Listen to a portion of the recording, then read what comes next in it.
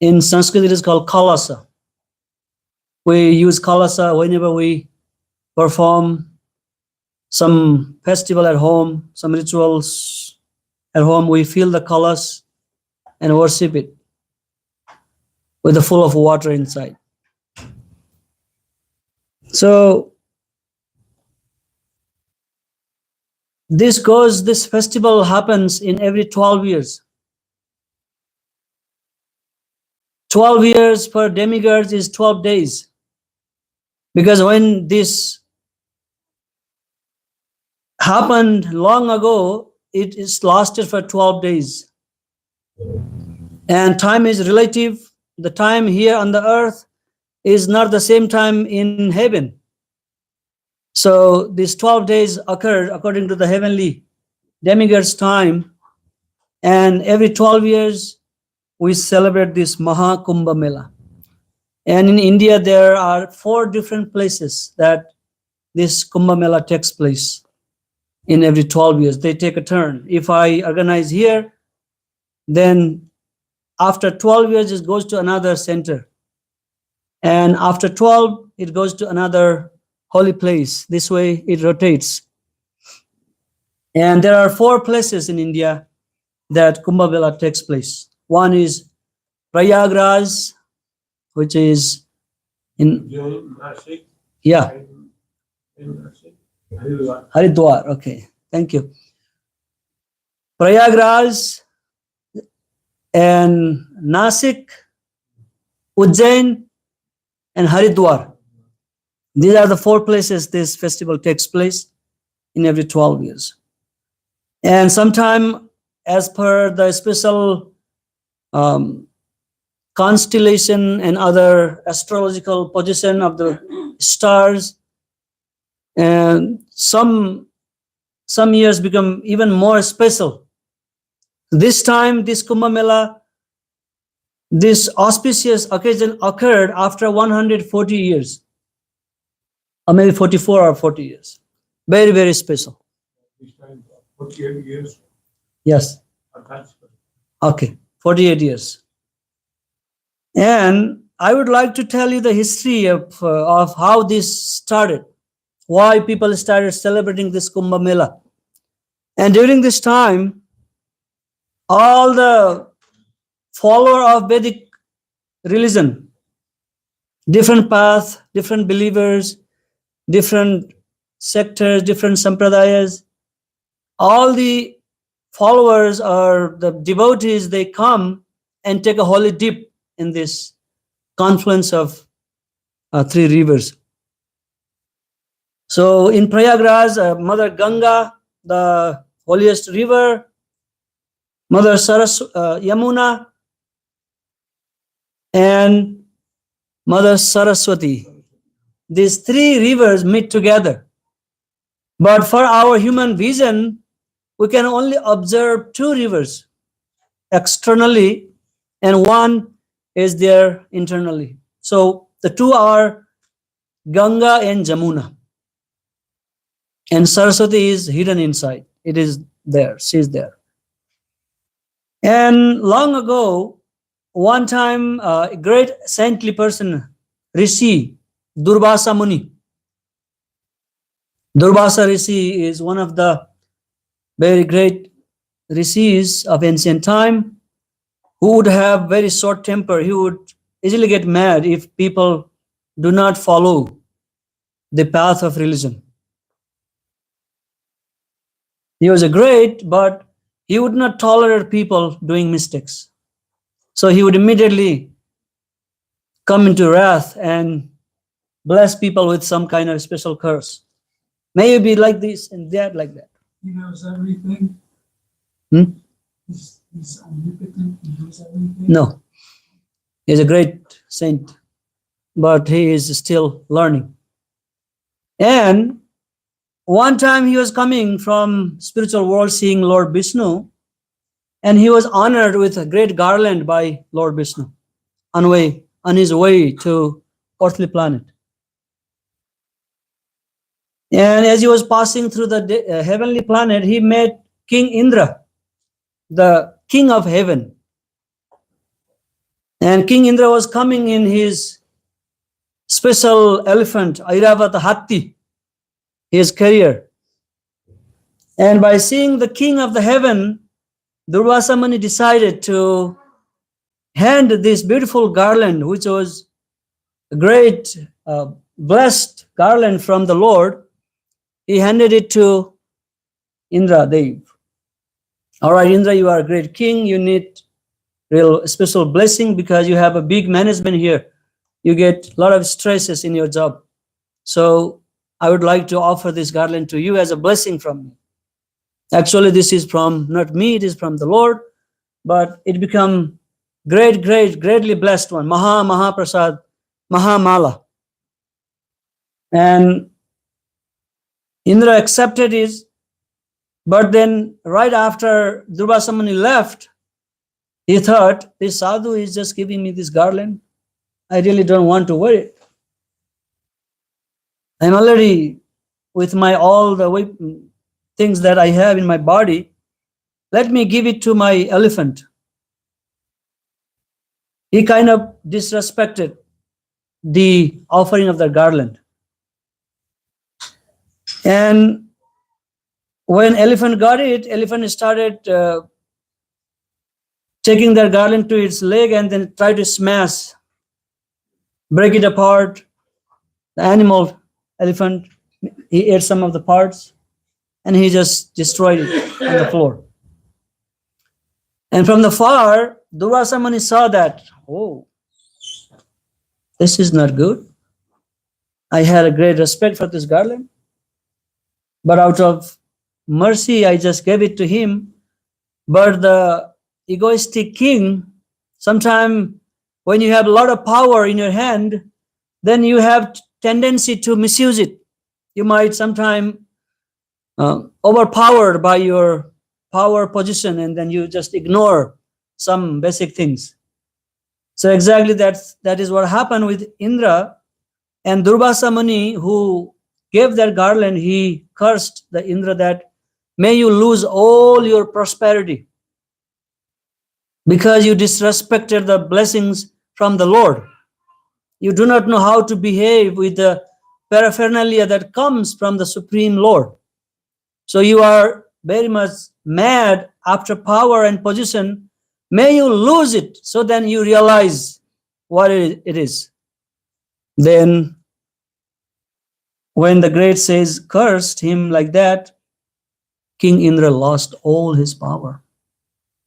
And when good people become very weak, naturally bad people become very strong. If the government become very weak, then all the mafias become very powerful and they run the country. We can experience in our modern world.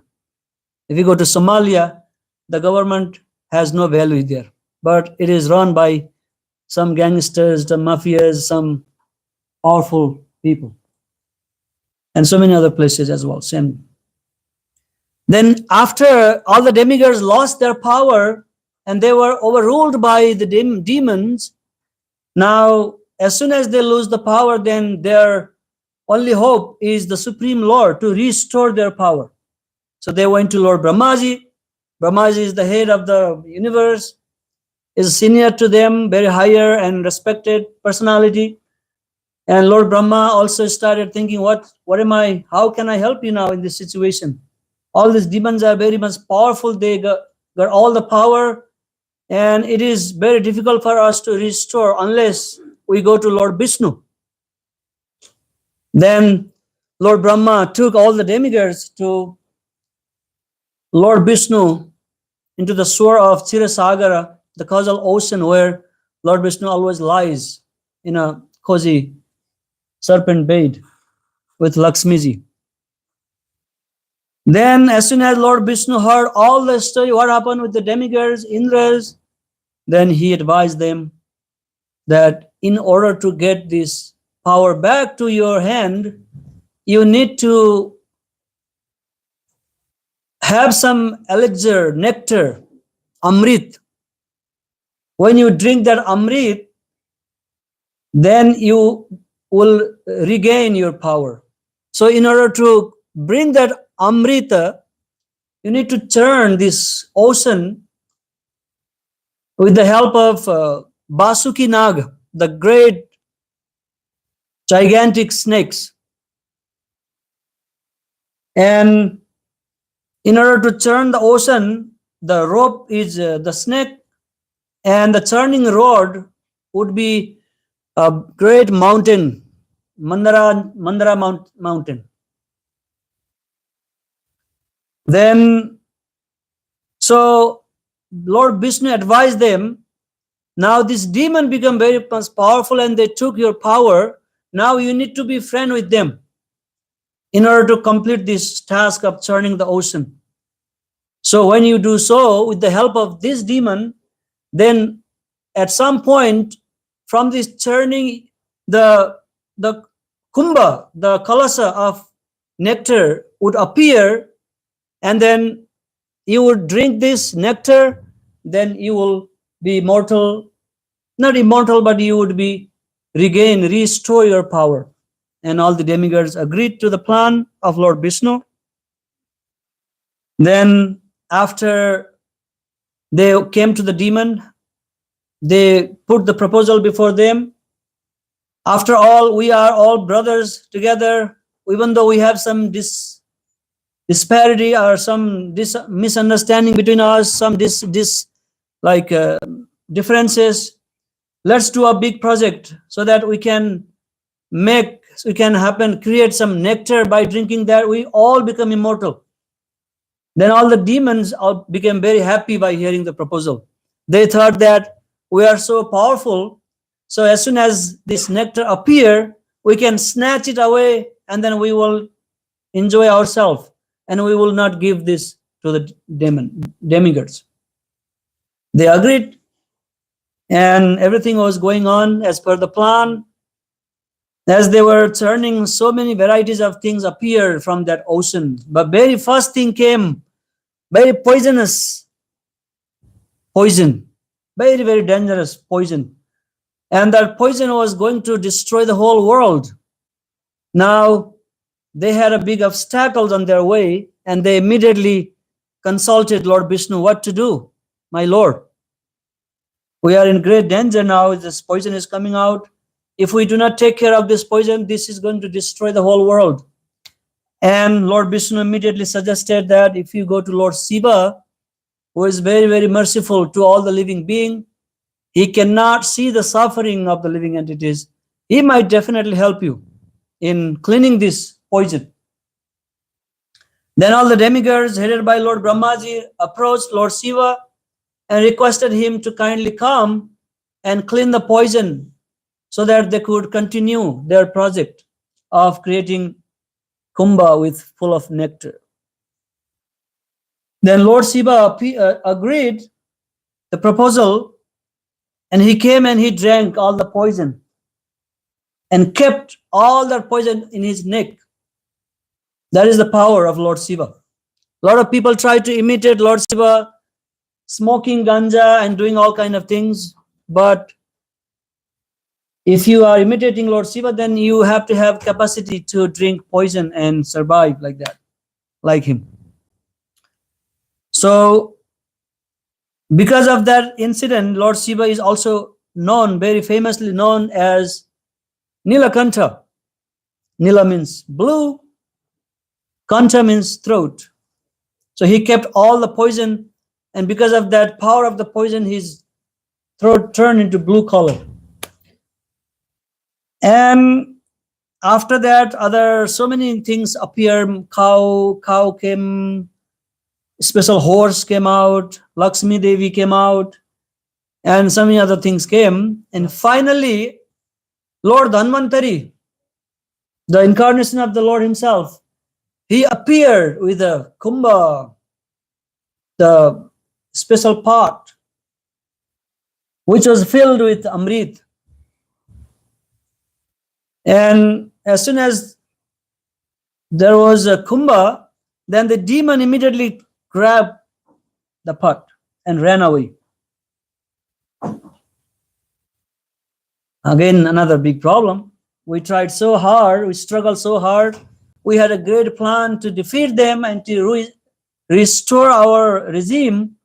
But now, when Kumbha appeared and demons took it away, then in order to bring that back from them, the Lord had to take another incarnation.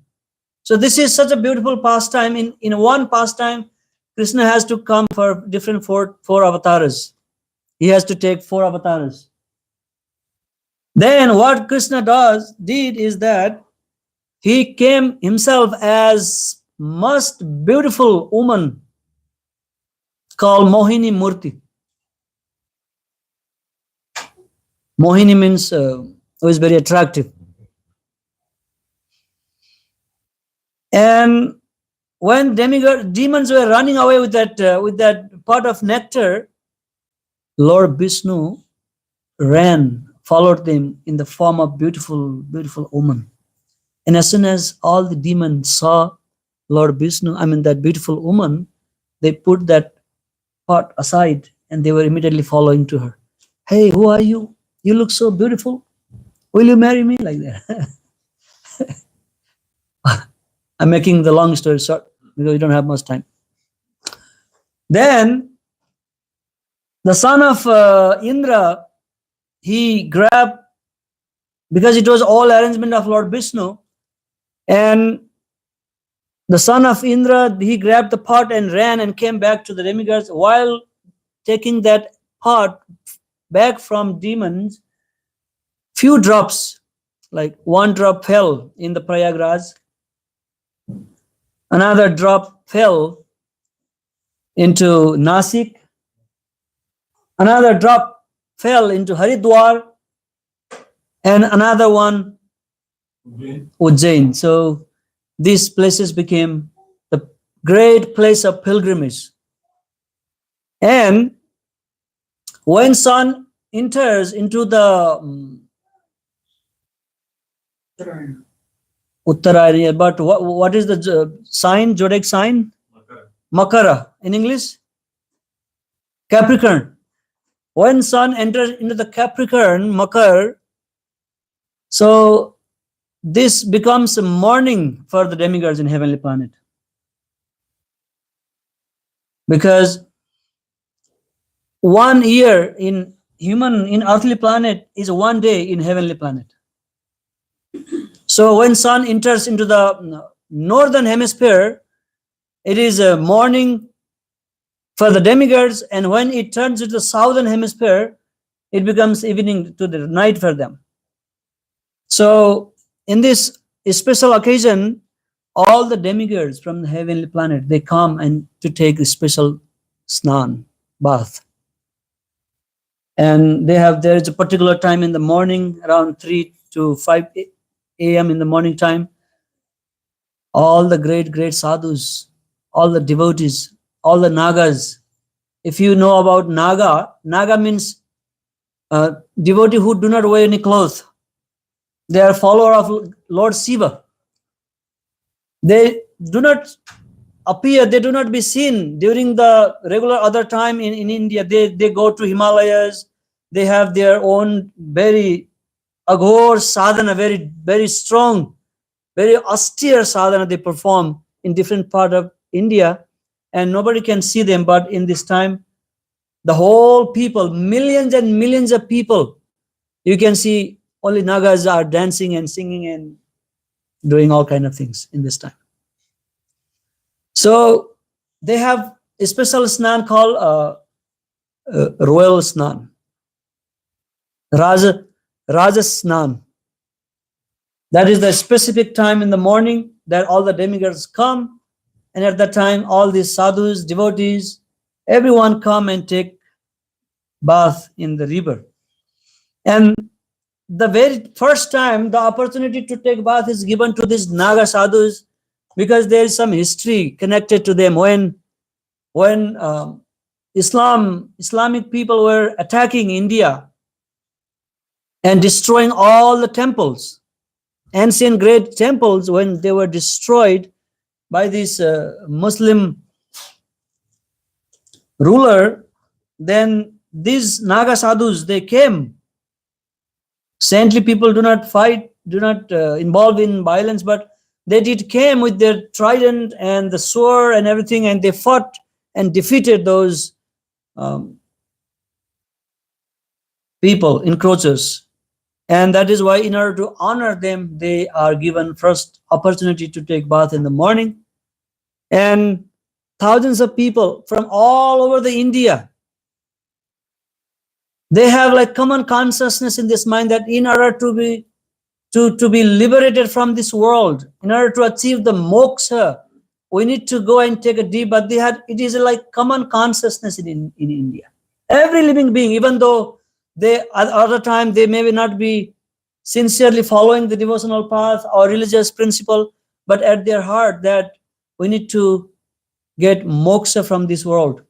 This is the only place where people naturally come for that purpose and organize this festival.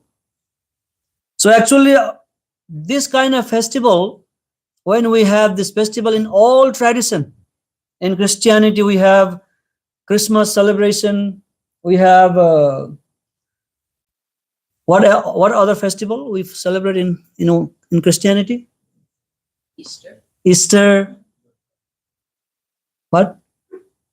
There are many other similar festivals. Halloween. Okay, these festivals.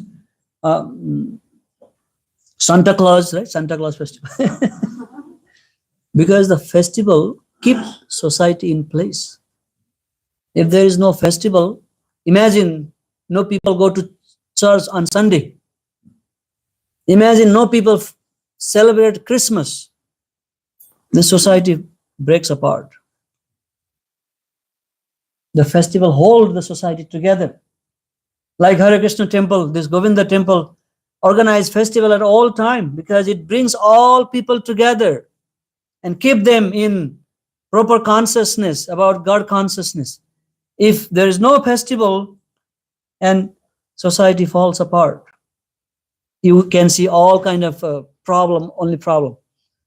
So during this time in the Kumbh Mela, when all the great scholar of the Vedic knowledge, they come together and they discuss about the goal of life. What is the purpose of my life?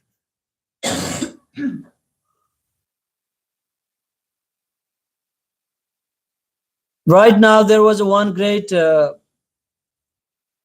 young guy who completed his aerospace engineering from IIT Mumbai. And he was in the Prayagraj in the Kumbh Mela.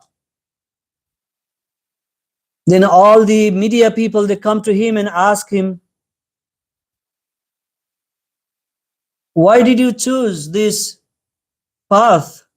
You could have a nice job and make a good life. He was already working in Canada for a few years and he returned back.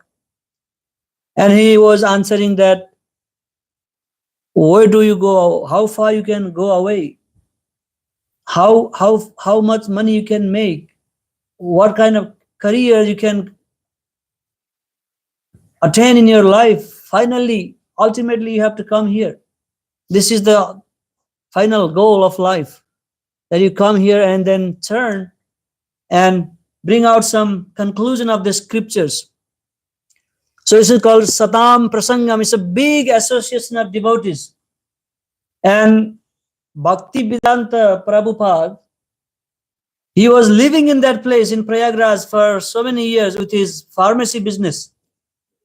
His pharmacy was called Prayag Pharmacy. And he was receiving the initiation, the holy name, from his spiritual master in that place in Prayagraj. So when the sadhus from different part of the world, it is not the only festival of India, it is the festival of the whole world. The wife of Steve Jobs, she was there this time, and she was initiated by one sadhu, and her name became, whatever her name was before, but her name became Kamala. They have that attraction to the philosophy, attraction to this culture, attraction to this beautiful concept of liberation. So millions of people every single day, they're taking bath and discussing about the goal of life. And like it is called Satam, the devotees of the Lord are called Satam. Satam is the word come from Sat. Sat means Satya. Satya means truth. And what is truth? God is truth. Those who follow and the instruction and those who follow the path that is established by God, they are called Satam, devotees, because they carry the truth in them. They carry the essence of the knowledge. There are two kind of people who study the scriptures. One is called Gada. Gada means donkey who carry the load. People study so many scriptures, they have so much knowledge, and then they carry with that knowledge and become so puffed up and proud, and then do not follow actual instruction. But then other type of devotees are swan, Hamsa. What does Hamsa do? Hamsa go to the place and take the only essence. So these devotees who have studied all the Vedas, they understand the conclusion of the Vedas, of the knowledge, and they share that knowledge to the mass of the people so that all people get benefited from it. So this is what Kumbh Mela really is. And our ISKCON society has so many tent distributing food for all the people, non-stop per a month, 45 days. It's not a festival of 1 day, 2 days, 3 days, 45 days. And the most interesting thing is nobody is invited to the festival. Nobody is invited. Like, okay, when we have little festival Shivaratri, we have a advertisement here, we have a card, we post in the Facebook, we go out people and bring them in, come on.